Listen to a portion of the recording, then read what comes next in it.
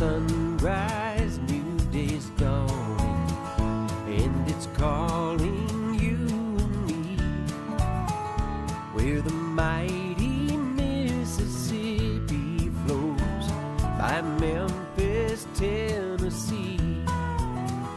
We've got woodlands, fields, and water. Hey, there is no better way. You can find out all about it on Outdoors with Larry Ray. Make some time, take the family, ask a friend, but don't delay. Listen up and learn about it all. Outdoors with Larry Ray. Listen up and learn about it all.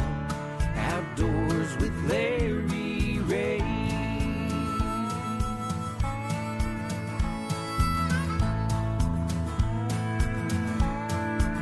Good Saturday morning and welcome to another edition of the award-winning Outdoors with Larry Ray on ESPN 790 AM. Brought to you proudly by Tennessee Wildlife Resource Agency, Barton Power Sports, Sportsman's Warehouse, and Best Care Home Services. Now, here's your host, Larry Ray. And as Dennis Fuller said, good Saturday morning. Larry, you sound different. I do. I've been, we're doing something different today. Yes, we are. We've got a open mic Saturday show here on the opening day of gun season. Right. I'm Dave Gabbard. I'm going to be one of your co-hosts sitting in for Larry Ray. And we let Larry go to the woods. Yes, we did. Across the table from me. Got my other brother, Daryl, over there.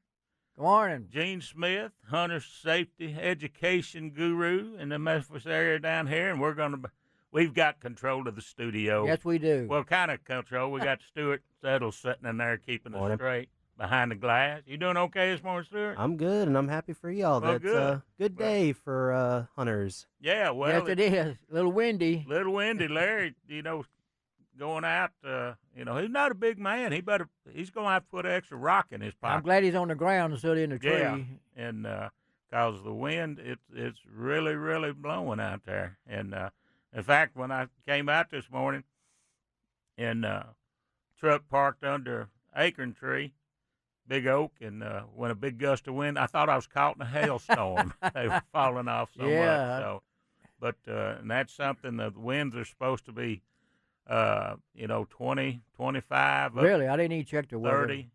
This morning up in that. So, if you're deer hunting, you're already in the woods. Right. And Larry's going to be checking in with us. He's hunting up in Bolivar, Tennessee, I believe, on the Tigner farm today. Talked to him yesterday, and he was headed up that way. And he'll be checking in our next segment. Well, since you fixed his gun for him, he should be able to hit something with it. And break, and he might break in any time on the show today because – we usually do this on the first Saturday. Correct. Let him go to the woods on the muzzleloading season. Right. But, it's one of those things. Daylight saving time has not changed by then. Right. Yeah. So, by the time, it's not even good daylight time we go off the air. Right. He don't have any Saturday. time. Yeah. Now, from 10 to 7 on to 7:30, he'll have, it'll be light enough, out there, so he'll have a pretty good chance. But it's a strange opening day. Yes, it is. Here it is, 70 degrees. I could not believe it yesterday was 70 degrees. It's supposed to get some chance of some storms coming in. Yeah.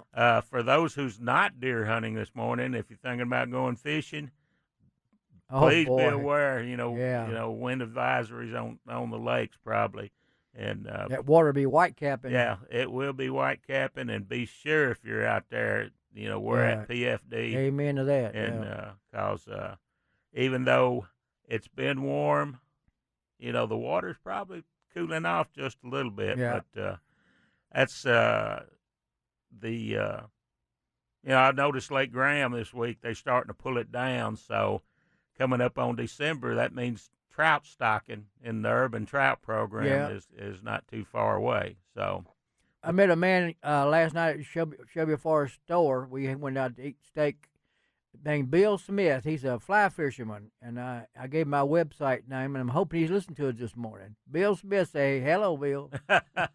but that's going to depend weather dependent because that the water in these small impoundments. Yeah, put him a little late, won't it? Well, yeah, if we don't cool off, Right. because that water really needs to be down in the 50-degree Okay. range for these trout to Are they going survive. temperature it before they do all that stuff? They'll keep track of it, Yeah. yeah. And but like I said, at Lake Graham, they have started drawing the lake down because that there by the office we have a big cove, and they'll put a blocking net Oh, yeah, across that and everything. But I haven't talked to Hunter Henley, our hatchery and lakes manager for West Tennessee, to see what kind of schedule they're on right now. But it's usually coming up in the first week of December, but Oh, like is I that said, far? Okay. it's weather dependent. Right. But like I said, today is the Saturday before Thanksgiving, November 18th, opening day of deer season, deer gun season. We've been, of course, the archery season Archery opened and muzzleloader, yeah. back in the fourth Saturday of September, and up to this point, I was looking at some figures through the archery, the youth hunt, and the muzzleloading season. So far across the state, they've killed a little over 30,000 deer. My goodness. So that's about 3,000 less Oh, really? than Okay. this same time last year, but the weather was better. And just strange opener for muzzleloader. That day we did the show, and then Larry went to. It was like 70 degrees I that know, day. yeah. Mosquitoes and In fact, looking at those numbers for the opening weekend last year, they killed almost 11,000 deer wow. for the state. This year, on opening day, for the muzzleloading season, they killed a little less than 5,000. It was Wow. about 4,800 deer, so that's like 6,000 deer. Yeah. Wow. But you think we're losing yeah. hunters, or is this? no, not really. I don't think we're losing hunters. I think the hunters in this day and age, technology has got them. They got their trail cams out, Oh, yeah. and they've been getting Selective hunting, get probably. photos of some nice bucks Right. out there. So they're sitting there waiting on those. Right, So yeah. and that's kind of a crapshoot. Whether they come by, but we're going to be talking a lot of deer hunting today. We're going to talk to Ernie Lentz down there, at Arca Butler about his hunt coming Yeah, up, that's coming up. Yeah. and for the that physically challenged hunt they have down there at Arca Butler. It's a little earlier this year. They're moving it up. I think the second weekend in December. Then we're going to have some reports from the field. Bill Cooksy's going to give us a call. I think today's like a 2-day opener for the Arkansas duck season. Okay. Yeah. So, that's going to be, he's going to call in and give us a report. Then we're going to talk to a gentleman on the ScentLock Pro staff, John Eberhardt from Michigan. He's 53 years as a bow hunter. Wow. And the unique thing about John and all the bucks he's taken and some nights in the bow hunting, he hunts public land. He doesn't have a lease. He doesn't, it's either public land or he's the old fashioned. He'll go knock on the door and there you seek go. permission. And But everything. if you, a lot of people don't go deep. I know at Shelby Forest, I have friends of ours who hunt out there. Even my nephew Brian McGregor, he goes deep. He always managed to get a turkey or a deer. Oh yeah. Well, these guys that, and John will be talking about that. I'm pretty sure when you got to do your homework, Right, exactly. and everything. So, and then we're going to talk to Scott Stengel out there at Stengel Brothers Outdoors Deer Processing out there towards Bolivar. Maybe Larry will give him some business today. Yeah, there you But, go. Yeah. we'll have people in the field today collecting data. I believe we'll have a crew, out there at Scott. So Right. we'll be talking to him about the last segment of the show. But it's so we got a pretty interesting show lined up. I sure miss Webster's when we still at Bolivar. Oh yeah. I mean, opening day was 200 deer laying on the ground. I said, And, "Oh my gosh, I couldn't," because I always worked a check station around here, but up there it was amazing. And to show you, talking to Alan Peterson, who our regional manager, he worked the chicken stations on the opening weekend, and I believe he was up in Weakley County at Country Corner, and I can remember back during the day that it was like kind of like Webster's. Oh, it's that they would- amazing. Yeah, They would check in on opening morning, 300 deer plus. I know. I could not believe it. But the opening day of the muzzleloading season, Yeah. I think he got 6. Mm. But a lot of people doing it online. Oh, yeah. And speaking Yeah, online, we've got a brand new app,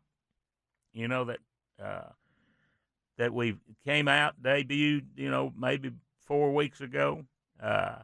If you have an iPhone system, it should have updated automatically. If you have some other type operating system, you have to go in there and delete the old app Okay. and then upload the new app. All right. So a lot of people, at the opening weekend of muzzleloader, I was talking to the, girls in the office that, they're getting calls and people are having problems with, and that's what they were asking. Well, did you delete? Yeah, you got to get rid of the old one. yeah. Get rid of the old one. Yeah. But It's amazing. Technology is something else. yeah, technology is something else, because day and age, you got, like I said, online check-in, all the electronics now, the You trail got maps cams and and everything. compasses and everything on them And phones. speaking of trail cams, it's funny. Last week, I was out in Arizona. Okay. Last week in Arizona, in northern Arizona, relatives, on the ranch out there. And my nephew had drawn a permit for a coos deer. And he was hunting on the adjoining ranch. A friend of his on that. He had a permit to take a coos deer. Well, my nephew didn't see a shooter that he wanted to shoot. So, but his buddy, the other rancher, killed a pretty good one. So it was kind of late, so they came in and field dressed it and brought it in out there at the ranch and threw it up kind of on a high rack out there on one of the outbuildings, pretty high off the ground to keep the critters from it. Well, they come back the next morning and take care of it. It's gone. Oh, no. It's gone. And they're going, where's the Oh, deer my at? It's a God. pretty good-sized deer. Well, his trail cams, he's got cams out there Yeah. kind of to watch the buildings. So he was looking at one of them.